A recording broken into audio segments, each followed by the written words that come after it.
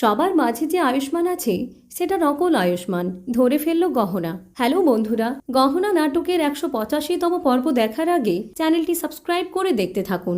আমরা দেখব ঈশানের হবু বউ ঈশা আয়ুষ্মানদের বাড়ির সবাইকে একটা পার্টিতে নিয়ে আসে বিয়ে ঠিক হওয়ার আনন্দে। তখন সেখানে নকল আয়ুষ্মান মদ খেতে লাগে। তখন সবাই অবাক হয়ে যায়, গহনা নকল আয়ুষ্মানকে বাধা দিচ্ছে মদ খেতে। তখন নকল আয়ুষ্মান কথা না শুনে মদ খেয়ে মাতাল হয়ে যায়। এরপর সবার সামনে গহনাকে টেনে ধরে নাচ করতে লাগে, নাচ করতে বাধ্য করতে লাগে। তখন গহনা বলে, ডাক্তারবাবু ডাক্তারবাবু আমি নাচবো না, আমি ডান্স করবো না।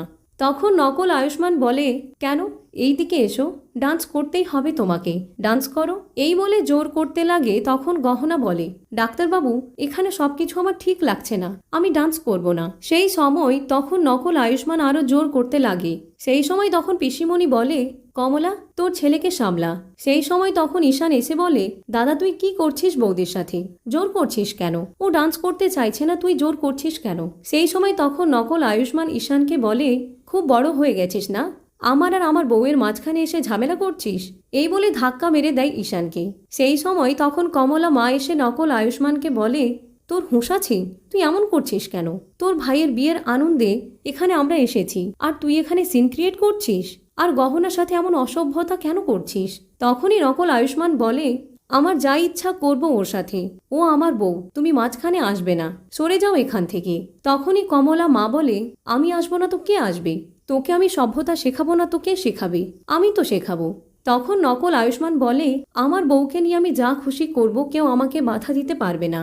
এই বলে তখন নকল আয়ুষ্মান গহনাকে ধরে আবারও অসভ্যতা করতে যায়। সেই সময় কমলামা রেগে নকল আয়ুষ্মানের মুখে থাপ্পড় মারে।